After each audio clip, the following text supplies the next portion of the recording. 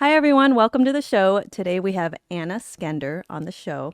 And I'm just going to read your bio so I don't mess anything up. Anna has spent her career in recruiting and admissions, including leading global recruitment for the Clinton Foundation. She is currently vice president of talent acquisition at a market leading digital company and has continually helped grow the company 500% a year.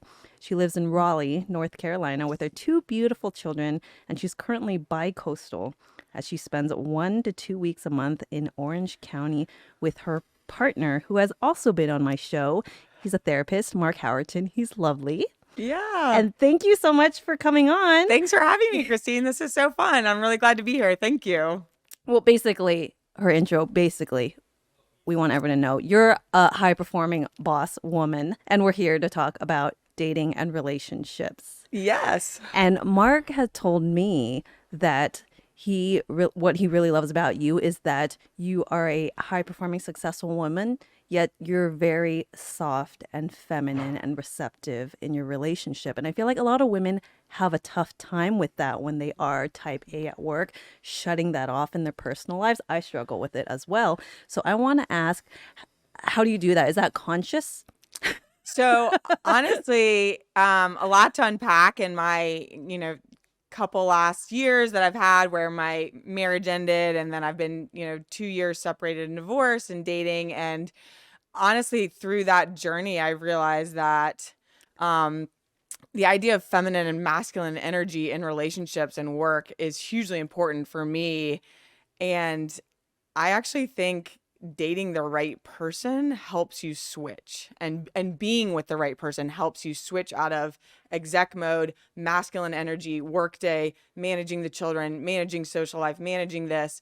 And if you're with someone that helps shut it down in you because they have the alpha energy to counteract your masculine energy, I think that's what has helped me be soft and think like, oh, I don't always have to be so hard. I don't always have to be type A. I don't always have to be so hard charging. Because the first instance where I heard of this was listening to is a Goop podcast many years ago, and now this woman is on the new Netflix special. I think her name is Michaela Boehm. I don't know how you say her last name. It's like Boehm. And I'll never forget listening to this podcast. This was probably 5 years ago now. And I remember exactly where I was walking on this main drag in Raleigh, North Carolina, where I live. And she was talking. She was on stage. It was at a, one of Goop conferences talking with Gwyneth Paltrow, and she said, it's so wonderful that we're in this day and age, which is what you focus on, like women, that we can embody this masculine energy. We can come and have careers and be super masculine in our day-to-day life and progress and sit at the board tables with everyone and anyone. And that's not something that's out of the realm of possibility for us. She said, however, she was like, I don't know about you women, talking to the crowd, when I'm in the bedroom or when I'm in my relationship, I want to lay it down. I want to be feminine. I don't want to have to be hard charging. I don't want to have to be in charge, call the shots, make the decisions, plan the move. And I just burst into tears. I just had tears streaming down my face because for the first time, that dynamic, I didn't have the words. I didn't have the language to understand that about myself in my marriage and in my work and in my relationship, to realize, oh my gosh, that is what I need. And that's what I want. I want to be someone who can change into those energies, which, by the way, are not related to gender, right? And it's funny because Mark and I have talked about this a lot, even after he was on your podcast. And we even called out, I am masculine in my work. He's feminine in his work as a therapist because he's constantly engaging one-on-one and being empathetic and sympathetic and caring for people. And his schedule is more laissez-faire, or some days he'll have 4 sessions and other days he'll have 8 or 9. His schedule is much more fluid, right? So his work is feminine.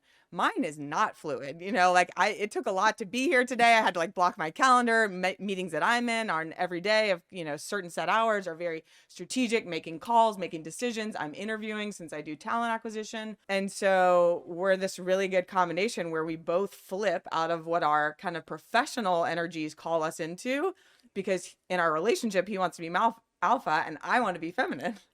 That was a really long answer. Okay. No, this is great. I really want to talk about this because from my experience, when I have dated guys that were alpha as well, like emotionally it was really hard for me Mm-hmm. because I felt it was really good and it's very inspirational talking on business Yep. ideas and all, it's it's hot and sexy, Yeah. but emotionally I always felt like they weren't able to show up for me emotionally in that way. Mm-hmm. And then when we fought, the fights would be really bad. Yes. So I, so I want to ask, being, with a man who is alpha and with the fights, like how does that go? Yeah.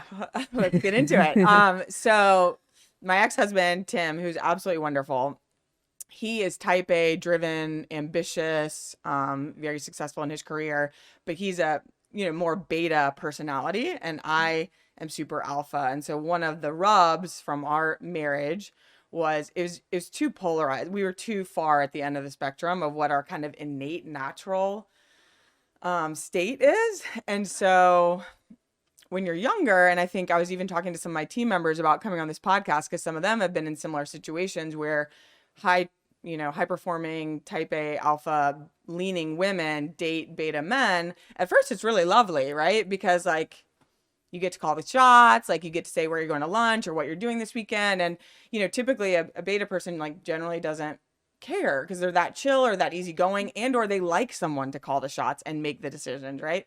So that is nice, but and it leads to like a low conflict situation typically. But then eventually there are breakdowns around that dynamic being too far at the end of the poles. It has been interesting for me coming out of my marriage to date. I've dated a couple people, like just a handful, honestly, in 2 years. And Mark, being my current partner, is alpha. I think that to speak to what I just was saying, it's awesome that he's not type A. He's alpha, but he's not type A. So we're not constantly, we don't have that same energy around business and work. However, we are both very stubborn. And because I am innately alpha, even though I want to transition to feminine in my relationship, um, our fights are much more explosive and epic than when I was with my ex-husband who's beta. So that's challenging. However, I think that is for me a good dynamic because I end up respecting him because he stands up to me. A recent example, this is not my proudest moment, but I'll go ahead and give it a story to illustrate this. I don't know, maybe a couple months ago, it was just a Friday night. Maybe we went to dinner with friends and came back and we're having another drink or open another bottle of wine. We get into a big fight. It's Friday night. I'm livid. I was already transitioned into like loungewear, right? I'm in a tank top. I'm in some beach pants. I'm barefoot. We get in a big fight, and I'm like, whatever. I'm out of here. I walk out of his house, and I'm like literally strolling his neighborhood streets of Orange County, barefoot in a tank top and beach pants. At 11:30 at night. It's probably 58 degrees, so I'm freezing, right? I'm walking around like steaming. I'm so mad, and I mean, for the record, I do think it's good sometimes in conflict to have space. Yes. Maybe not in the bizarre way I chose to.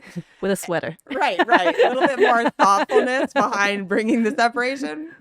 And so I probably do a couple loops and I'm circling and I'm so mad and I'm wondering like, when is he going to come after me? When is he going to come get me? Like, this is, bullshit. And so finally I come back to the house and I walk right in and I'm like, why didn't you come after me? And he's like, you did that in your own stupidity. And I was like, oh, you have to be kidding me. Like, you should have come after me, just like, and he was like, no, I'm sorry. And in that moment, I realized, most other guys, including my ex-husband, that I've dated or been with, would have come after me. And like the fact that he didn't come after me, it was, flabbergasting. I was like, I can't believe this. But then I was like, oh, I respect that, I guess, because that was a little bit dramatic for me to do that. And then I checked it with some of my girlfriends back home and I was like, can you believe you didn't come after me? And two of them were like, oh, my husband would have never come after me. And I was like, really? So I think that it's interesting. It's definitely more challenging for me in conflict, but then there's this like light bulb that goes off that's like, oh, but I like that I can't control you.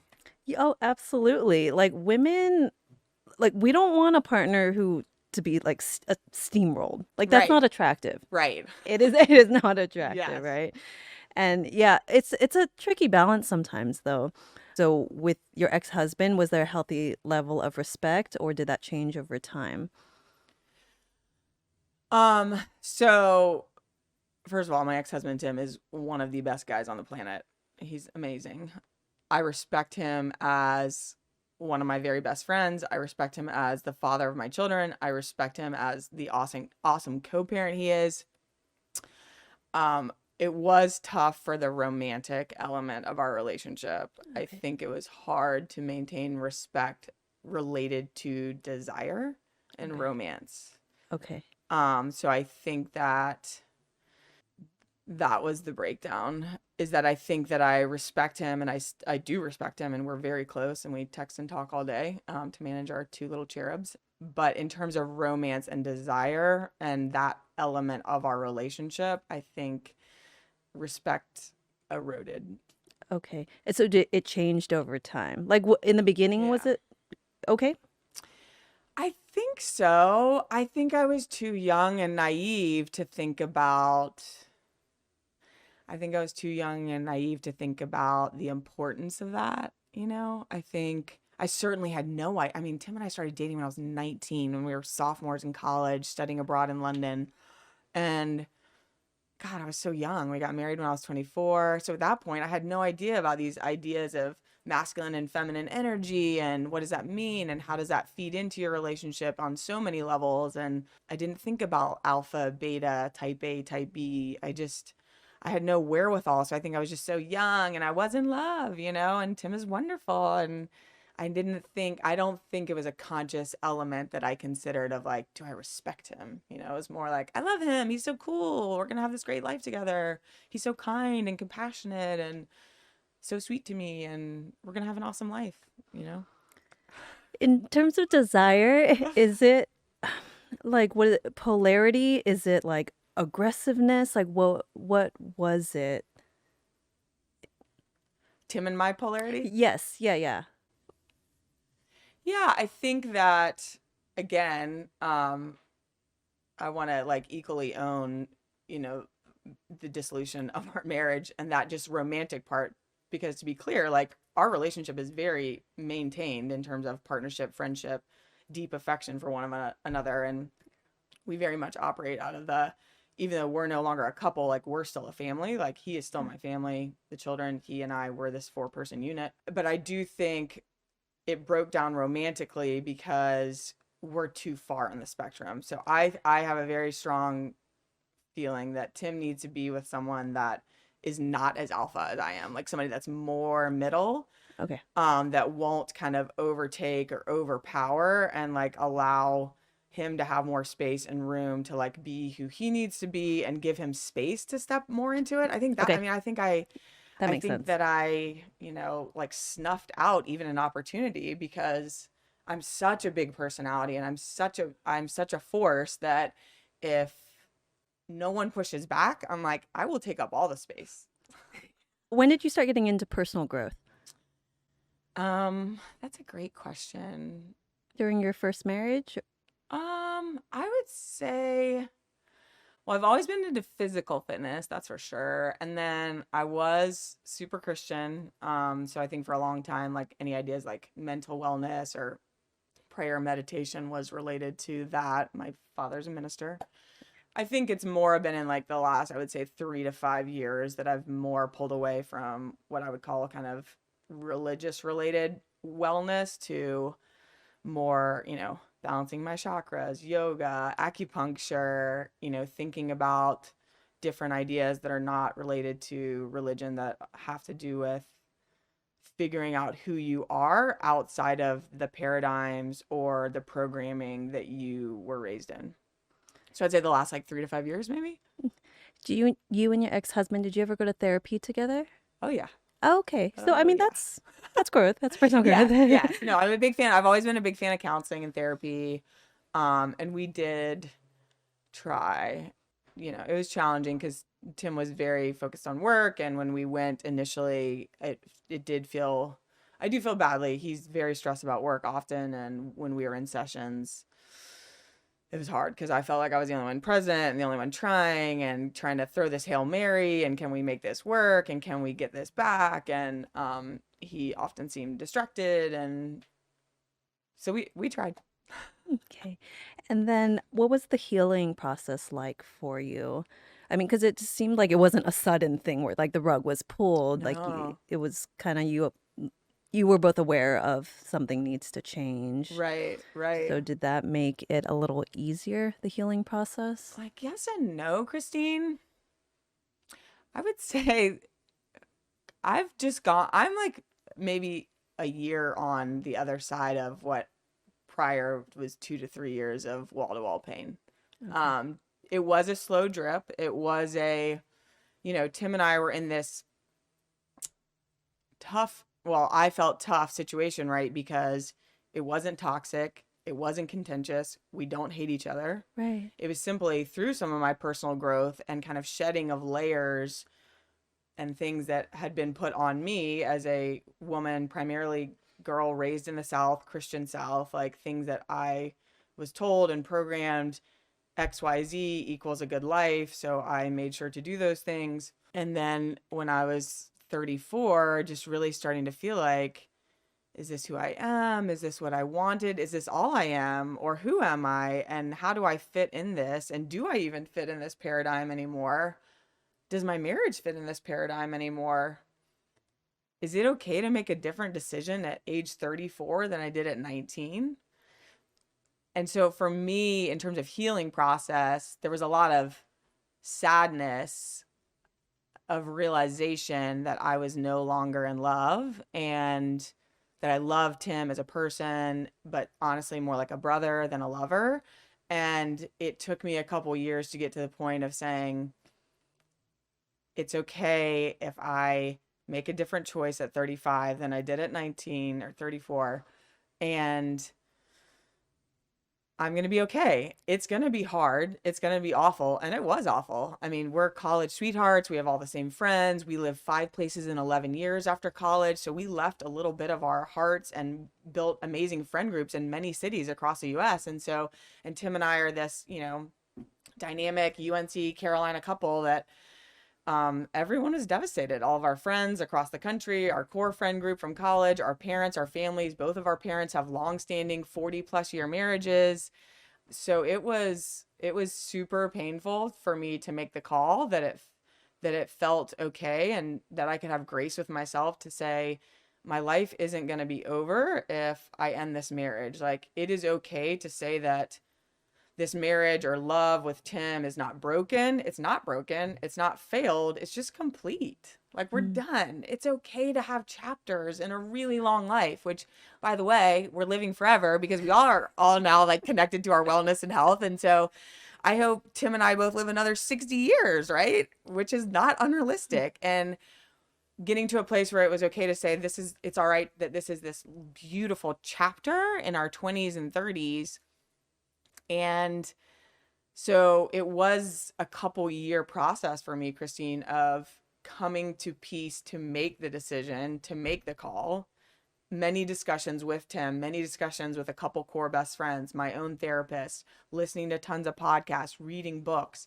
I started like almost obsessively talking to people who had divorce in their life at all because I don't actually have that many people with divorce in my life, which also felt really scary. So I would talk to like direct reports of mine that their parents were divorced. I mean, it's probably funny if you could go back and watch the real tape, the game tape of it. I'm like, so how old were you? What was it like? How did you feel? Are you okay? Yeah. And they're like, yeah, I'm okay. Like, I'm good. Like, my parents are good. I'm like, really, are you traumatized? I asked obsessively anyone who had been divorced, their parents were divorced, their uncle was divorced, anyone.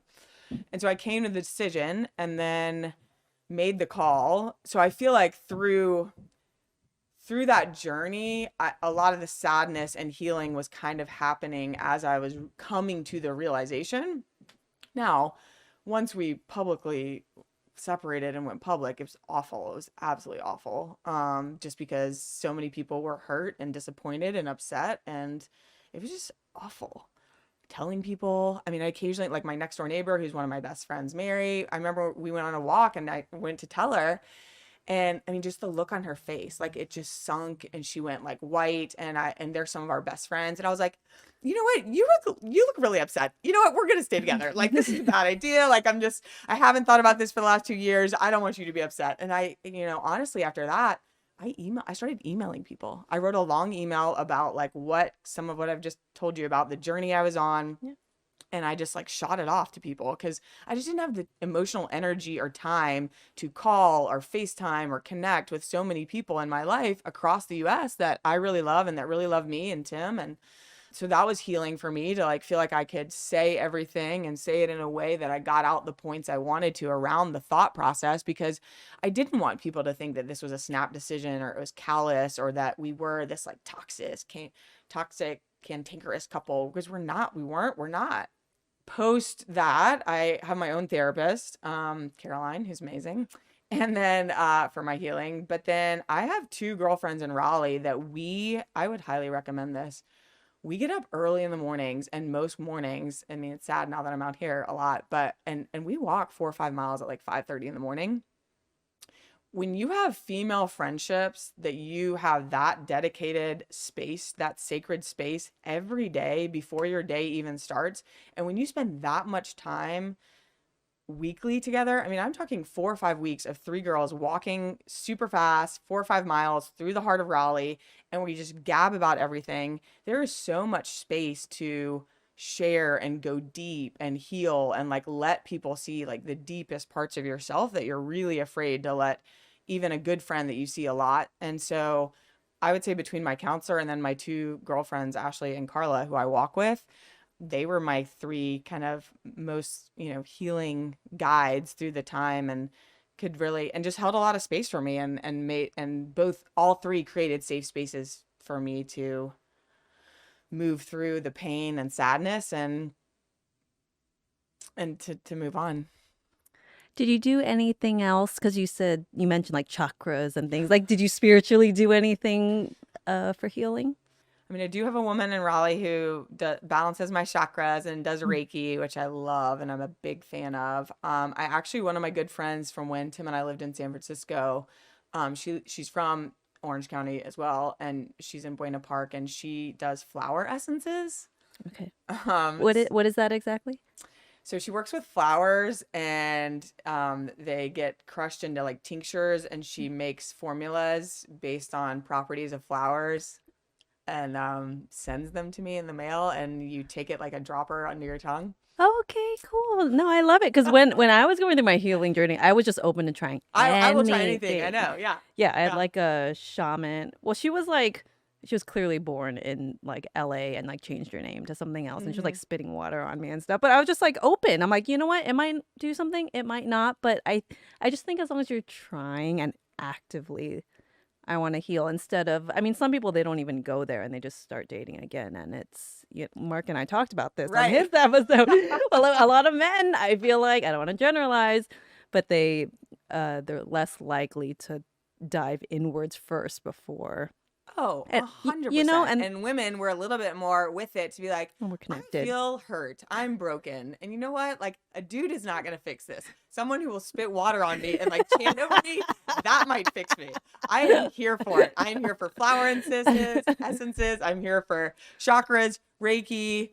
What else have I done? I mean, I met with a woman who's like clairvoyant. My good friend Carla, I just mentioned, connected me to this woman who's like a real intuitive and like went deep into my birth chart. So I've gotten big into astrology. I mean, my birth chart, what she pulled, it was funny because when Mark and I started dating, I sent him the PDF of it. And he was like, oh, well, you knew this woman. And I was like, Mark, I had never met this woman in my life. And he couldn't believe how spot on her going into my birth chart and like talking through pieces of that. So I'm like super into astrology. Is he into astrology? He is a little bit. I mean, he loves talking about how he's a Leo. Okay. We're a challenging astrological match because I'm a Taurus and he's a Leo. So okay. That's tough. Okay. And I'm Leo ascending, so I'm like a fiery Taurus. So it's fun. What about psychics? Like, is he? Because I feel like most men, like at least my guy friends and my husband, they're not really into No, psychic we haven't talked about psychics, but he did a or session with clairvoyant? Maria. I had The Maria do his clairvoyant? birth chart, Oh, and he was okay. really into that. That's cool. And so yeah, when he came to Raleigh once, Maria did a session with us and going through his birth chart. And I mean, it's crazy how spot on. And like, there are certain things about, your past and your future and current and things that you have to work through that it really is bizarre how much the astrological chart, your birth chart, can predict, know, tell about someone. I love that. I love what you're sharing about your marriage, your ex-husband. Just because, I mean, there's, you hear a lot of stories of like when the other person is just like a crap ass person or they're Yeah. abusive and you leave and, those marriages crumble. But I think sometimes it's harder when it's like they're a lovely person. Right. You have set up this lovely life. Yeah. Nothing's technically like wrong or bad, but Right. it's just you've grown. Yes.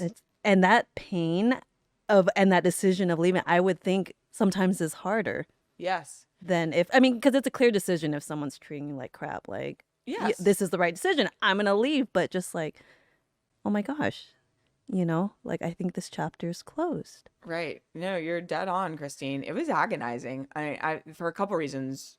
One, I of course had this sense of there are so many women who would be perfectly happy in my marriage. Yeah. Why am I being such a brat? Why do I want more? Why do I feel like I need something different? Like, I'm so selfish. Like, what's wrong with me? I just need to be quiet and be okay with this.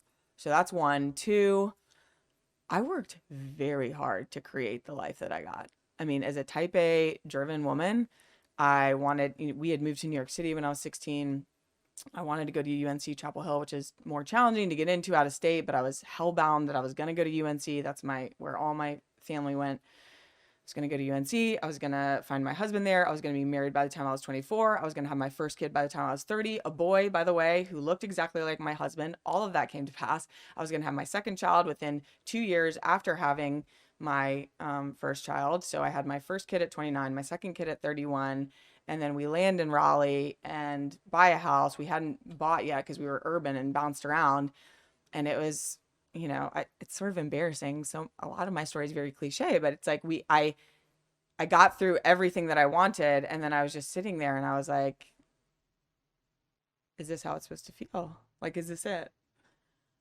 Because I worked very hard to get all of those pieces and to get this picture perfect family. So it felt agonizing to think about all my hard work for the last decade plus, to get exactly what I wanted. And then being like, oh, Anna, it's okay if you want something different today than what you wanted when you were 18.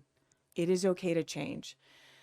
And then lastly, one of my favorite podcasts the last 5 to 10 years, maybe it was 5 years ago, it was actually a Goop Fellas podcast. Did you ever listen to any of those? No. So it's two men. It was Goops, but there was for men topics, male topics. And the two guys, I can't remember. I think it was Dr. Will Cole, and then I can't remember who was the other host when they were doing it. Had on this New York City divorce attorney named James Sexton. Have you heard of him? That name sounds familiar. So he wrote a book called How to Stay in Love. Okay. And it's cool because he's a divorce attorney in New York City, and he's now written a book about how to stay in love because he deals with high power couples in New York City that are divorcing. He himself, by the way, is divorced. He was married 10 years and has 2 boys. That podcast it came when I was in the process of making the call of whether or not to leave my marriage or to say, hey, it's okay for us to be co-parents and friends and we don't have to be lovers and married anymore. There are so many nuggets that I think about on a weekly basis from that podcast. One of the things he said was marriage is a very specific type of arrangement that you have to actively want to be in. And that just stuck with me and like rung true in my heart and my mind because I'm a very authentic person. I want to live out loud. I want to be honest. And I just knew if I'm going to be in a marriage, that's a big deal. That's a very specific thing to be in. And I don't want to pretend that it's okay to be in a marriage, which I think is a wholly committed arrangement, if I feel like the person I'm in this marriage with feels more like my brother than my lover. And I think it's sad. I think a lot of people don't hold the weight of marriage as this very specific arrangement that you have to actively want to be in. So many people, I think, put it on cruise control Mm-hmm. and are like, cool, this is just what happens. Like, you get married and like maybe love and romance waxes and wanes, and maybe that's okay. But it was agonizing to leave a happy, peaceful situation with a very kind person, including some of my friends. I had some zingers come at me when, some of my friends who are Christian background, and I let them into my thought process thinking that I might not be wanting to stay married to Tim. And one of them was like, no one's ever going to love you as much as Tim. Oh This my is one of my best God. friends. And I just looked at her. I was like, you're right. Like, you are probably right. But I've got to make this call with the like rolling the dice. And I'm going to roll the dice, even knowing that, I could very well find no one again who will love me as much as Tim does or does. You're right. But I'm gonna roll that dice because I'd rather do that than stay in this marriage pretending that I'm wildly in love and happy and that this is exactly what I would want in a partnership. I'm not going to pretend. Live your truth. Mm. I mean, that sounds so cliche, but I'm big on truth too. Yes. Yeah. It's just so uncomfortable to live a lie, and long term, it's painful. Yes. I think it's so painful. Unless I mean, you're a woman, like you're passionate, you want to go deep, right? You're Right. just not like a cruise control person. Right. Right. So I really commend you for doing that. And I love talking to divorced people because, no, honestly, you guys give the best advice. This Yeah. is life experience. There's so much wisdom that comes with that and like bravery. And so I honestly think divorced people give some of the best advice, which is just like also you seeking out, like when you were, contemplating, Right. seeking them out. Like, Right. and so I want to ask, like, what have you learned about yourself since then? I mean, because you're dating someone right now, and you Yes. dated, so, and that's, I Yeah. mean, you learn a lot about yourself. So what are like the top 3 things you've learned about yourself since the divorce? Well, I've learned that I'm stronger than I thought I was. And I don't know if this is necessarily about myself, but more of just like a universal truth that I feel like I've learned, that you can create and curate the exact life that you want. And I'm not sure I thought that was possible when towards the end of my marriage, because I had created what I thought I wanted, and then I felt trapped. And I remember being on the phone with one of my best girlfriends who lives in Nashville, Gabriella, and just I was like, Gabs, I'm trapped. Like, I can't leave Tim. I'm not going to leave this. I'm not going to ruin my kids' lives. I'm not going to ruin our social life, our families, all these things. And she was like, you're not trapped. And I was like, yes, I am. So I think I've learned that now that I'm on the other side of what I would call a couple of years of wall to wall pain, feeling so free and realizing that I can create and curate my life to be exactly what I want it to be right now at age 37, and then again at age 45, and then at 52 and 58 and whatever other age. Because another zinger that I got dealt from one of my friends, which not wrong. Like, I like that I have enough females in my life that challenged me and like we're like, are you sure? Like, are you sure you're not going to be less happy if you leave Tim, right? And one of them said, because at this point Tim and I had been together 16 years, maybe married 12 or something. And she was like, how do you know that you're not going to get to this exact same place in 16 years with someone else? I said, you're right. I don't know that. But again, like, I'm willing to roll the dice. And I also know now, I've learned that at any point in my life, I can create and curate the exact life I want. And I don't have to feel trapped and I don't have to feel stuck. So I feel like that's like the core thing I've learned. And then just, very cliche, but I feel like I'm fireproof and I've been through a lot and I'm stronger than I thought I was. I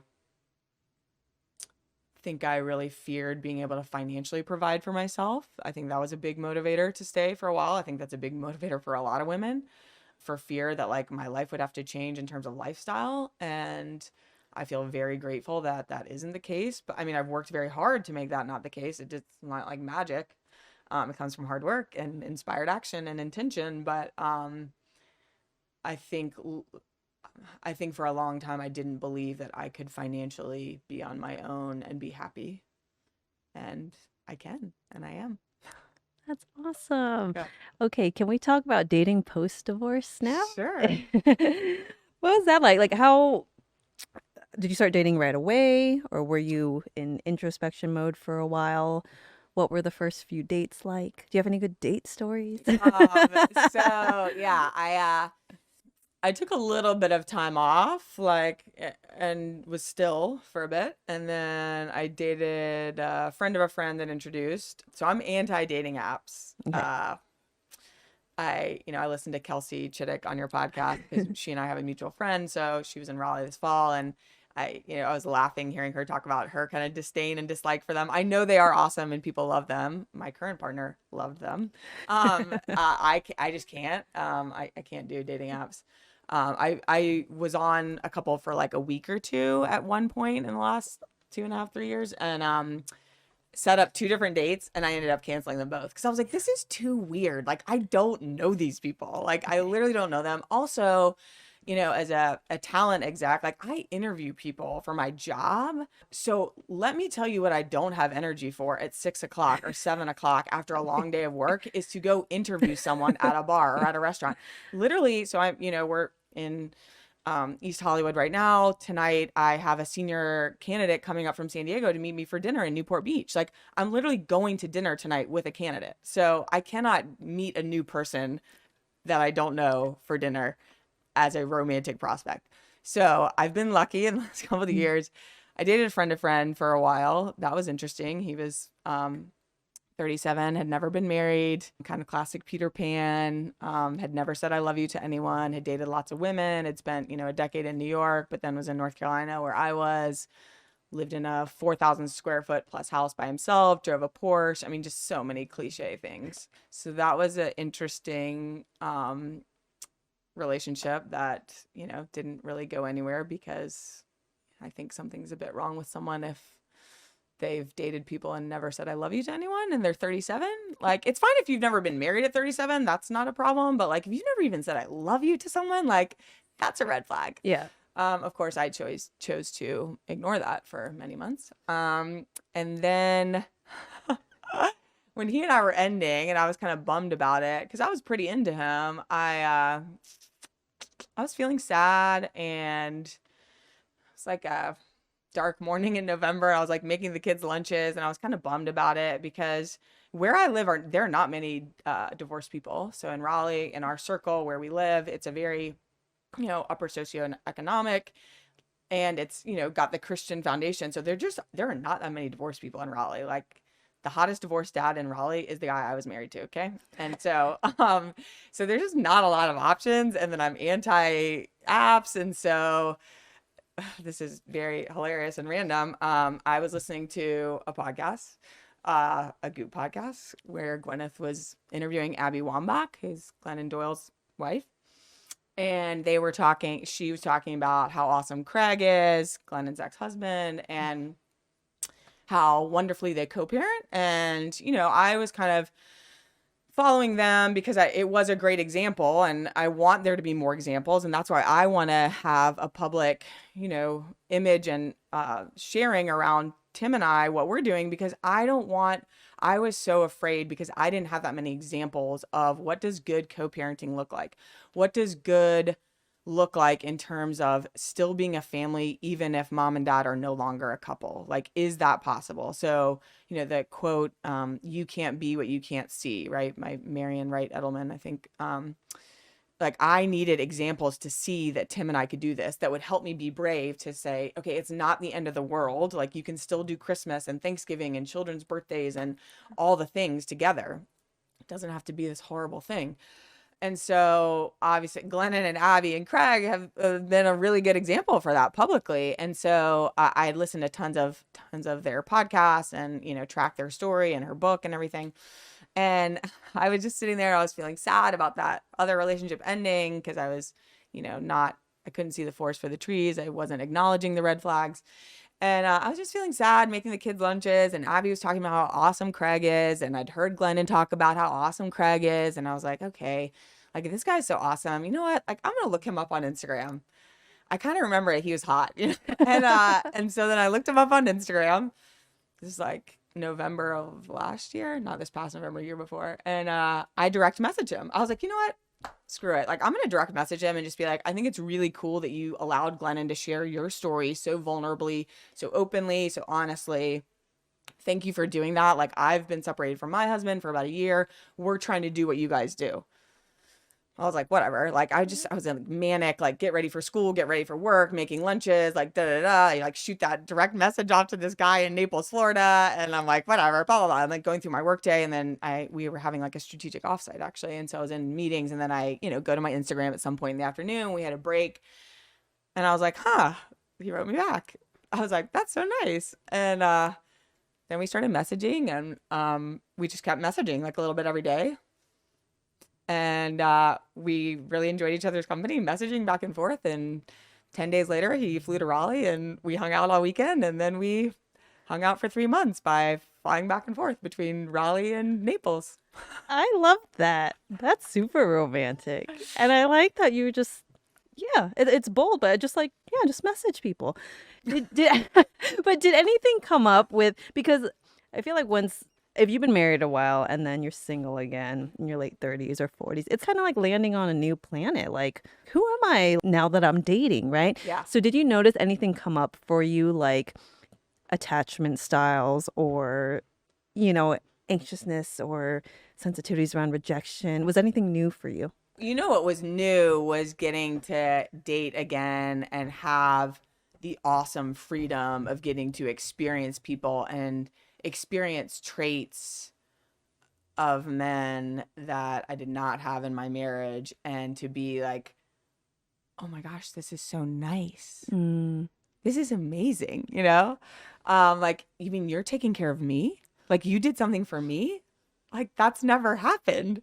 So I don't know if I've explored or like I found something new about myself. It was more, it felt fun to feel like I was back in the game and getting to make calls around like, oh, this is a non-negotiable now. Like, I need this. I need this. I need this. I need this. And it was, there's nothing more fun than like the first kiss with someone or the beginning stages of dating. I mean, like, how fun to be like back in that. I mean, if anything, I've had a great time. So yeah, it's been more, I would say, enjoyable to experience new dating situations or partners or people and be excited about getting to make a different choice for second half of life. And with your current partner, how did you guys meet? Mark and Craig are friends. Oh, okay.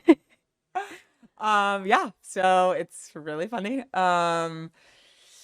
Craig, I guess, told me at some point, he and Glennon used to live in Naples, Florida, and then now they live out here. And but I guess at some point, because Mark's ex-wife is a kind of ex-Christian mommy blogger like Glennon. And so I guess Glennon and Craig, this is a decade ago because they were all still married, all these couples, they all came to Florida to like hang out, and like they were all these like kind of up and coming mommy bloggers, and they were all Christian, like Jen Hatmaker and her husband, and the Howertons, Mark and his ex-wife, and then Glennon and Craig, and then another couple, I don't know.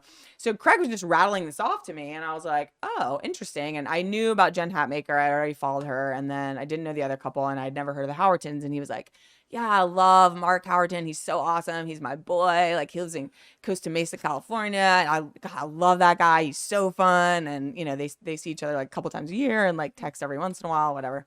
And I was like, I'd never heard of them. So I looked them up on Instagram, naturally. And I saw like, cool, they had pictures together at Thanksgiving, at Christmas, at this, at that, all these kind of things. And so I was like, oh, cool. Like, I'm going to follow them and have another example. Because at that point, I didn't have many examples outside of Glennon and Craig of couples that were doing family, even if mom and dad were no longer a couple. So I started following him. And then Craig and I fizzled out because just logistically it got too much. I mean, it was 2 flights. It wasn't a direct flight, Raleigh to Naples.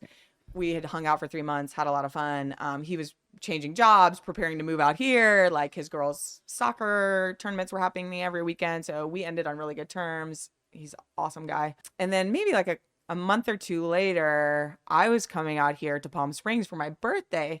Oh, so Mark followed me back, which I was a little bit confused by. I was like, I'm like this divorced mom in Raleigh with a private account at the time. I'm like, why did he follow me back? I was like, whatever, fine. He saw the picture, The like, she circle. looks cute. Yeah. So I was like, okay, whatever. Like this guy can follow me. That's fine. And so then my aunt and uncle used to live out here. They were in Hollywood Hills for a decade, and they have a vacation home in Palm Springs, which I had actually never been to. And so I was in another period of just taking time off, like March of last year, March, and then into April. My birthday's in April. And I was just really going inward. I was like I was doing like manifestation journaling, trying to call in what I want, and like really going inward and doing a lot of journaling and just alone time, being still. And I just had this bug, even though, it was COVID and like everybody, we were just getting vaccinated around that time last year, everybody. And, or if you were like eager beaver, like I was, and, figuring out how to get vaccinated, even if you weren't an essential worker. And so you could travel. And I was just like, I've got to get out of Raleigh for my birthday. I've got to go somewhere. So I emailed my Aunt Philippa. They live in DC now. And I was like, Philly, is there any chance your Palm Springs house is open? I would love to just get out of Raleigh. I need to go somewhere different, like really different, where like the geography is different and the climate, and I just need to get out of here. I need to like shake off. I mean, you love to travel. Like it's just, you shake the dust off your soul and like get into different headspace. And it's funny. So my birthday's 4/20, and it normally falls between the two Coachella weekends. And so when we lived in San Francisco at some point years ago, I'd asked my Aunt Philippa, I said, hey, it's my birthday. Can I come Palm Springs 4/20? She was like, Anna, that's Coachella. Like you will never be able to use our house during Coachella. Like, because obviously you can jack the houses up so much during that music festival. So I like quickly checked and I'm like, is Coachella happening? Probably not because of COVID, right? And so then I emailed her and she was like, yeah, no Coachella. You could have like, it's booked the weekends, but if you want to go Sunday to Friday, like knock yourself out. I was like, I'm going. I like booked, I was just like 5:30 Sunday morning. I'd emailed her, I booked my flights. I was like, I'm going. And then I just blasted all my girlfriends across the country. And I was like, yo, I have a Palm Springs house from Sunday to Friday, April 18th to April 23rd or whatever the dates were over my birthday, and anyone is welcome. Okay. So a couple of girlfriends of mine came, which was so fun.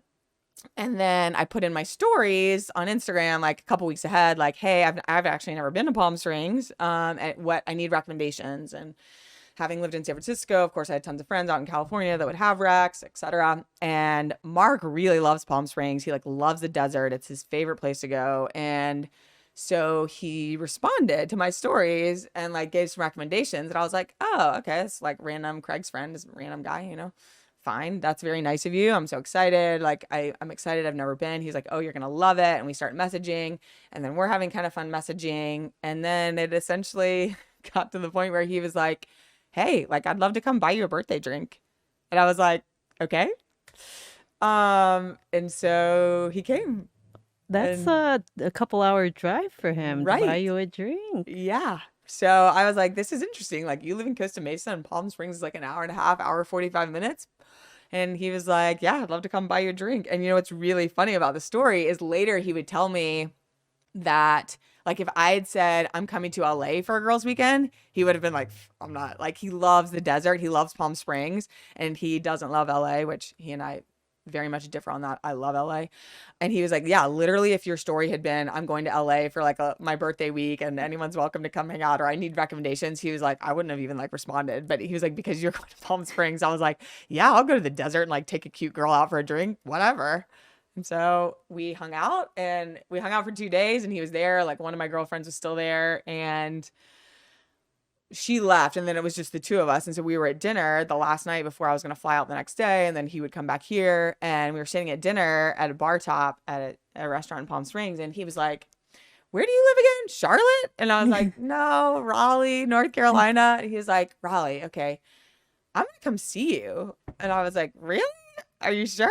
And he was like, yeah. And so we kind of messaged, and then we talked about him coming out, and then he got cold feet and like pulled the plug and was like, I'm sorry, I can't do this. And I was like, cool, that's great. Like we had some fun times in Palm Springs, and like, God bless, like have a good life. And, he pulled the plug on coming.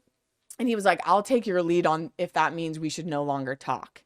And I'm like, yeah, bro, I don't want to talk. I'm not texting with someone across the country if like you're not going to come hang out or I'm not going to come hang out. Like, I don't need a text buddy, FYI. Like, I've got enough going on in my life. And so I was like, cool, like, have a happy life, you know? And then like a day or two later, and I deleted the text message. I deleted our Instagram chain. I deleted our text chain. I mean, he's lucky I didn't like straight up like wipe him from my phone, block him. Cause I was very much in a place too of being, you know, releasing attachment to outcome. Right. And so being open to having encounters or experiences with people and then just being like, cool, that was like a fun 48 hours and like on to the next one or whatever. So I had wiped. And so it was so funny because, you know, if you delete someone's text and then they reply to something, it shows as like the open bubble, right? And like there's nothing there. And so like, I remember I had just finished my son's like 8-year-old wellness check at his pediatrician. So I dropped him back off the nanny. I'm walking back into work and I get this text and it's like, does this mean we're not going to talk anymore? And I write back and I'm like, yeah, it means we're not going to talk anymore. Like, I don't need to be text friends. And he's like, I said, why would you want to text someone you didn't want to see? He was like, I didn't say I didn't want to see you, but I don't know. It's like cross country but I want to talk to you and I do want to see you. And I have all these things I want to talk to you about. I made a list. So then he like rattles off like 4 things he wants to talk to me about. And I'm like, what the hell? And so then I'm like back at work and I'm doing stuff. And then it was kind of cute because he did the like little panic thing. And he's like, so no, question mark? Like, you know, like wanting me to respond. And I'm like, slow your roll, Howerton. Like, I'm going to a girls' wine night tonight. Like, can we talk after that? And he's like, no, I have my own personal therapy. And I was like, okay, fine. Like, I'll call you after. And so then we had like a long talk and he was basically just kind of like, I don't know. I got cold feet. It's obviously crazy to think about dating across country, but I am really into you. There's something about you that really draws me to you. That's super intriguing. And for the last 8 or 9 months, we've been together every other weekend. I love it. And at what point did it turn serious? That's a great question. He told me he loved me after 6 weeks of dating. Okay. So I don't know. You're the relationship expert. Is that aggressive or not? I don't know. It felt nice. Like there's part of me that's like, no, at some point, like when you're older and like you have dated and Mark has dated a lot in the last 5 years, it is kind of nice to feel like you can be like, no, if I love this person, I'm just going to say it. And so we started saying that at like 6 weeks. I said it back. I felt the same. If it's healthy and authentic. Yeah. Yeah. You know what? I don't know if there was a point when it turned serious. It just like we just kept booking the next flight and the next flight and the next flight. And I mean, as you can imagine, sometimes when we get in fights and conflicts, the stakes are high because we don't live down the street from each other. Like it's a big deal. We're crossing a lot of things to make this happen. And you know, it's interesting. One of the things that I learned from my marriage that I think is huge for sustaining long-term relationships is the very first time I heard Esther Perel was on a Goop podcast. And again, it was like one of these moments where I heard it and like tears just started streaming down my face when I was on this walk by myself listening to it because again, I didn't have a lot of the language or words around why I was so unhappy in my marriage or what had gone wrong to make me feel so unhappy. And, you know, one of the things she says often is, don't ever stop being curious about your partner. The minute you stop being curious, you're dead. Like it's over. Your partner, you don't own your partner. They're on loan with option to renew is one of my favorite things that she says. So Mark and I use that language all the time.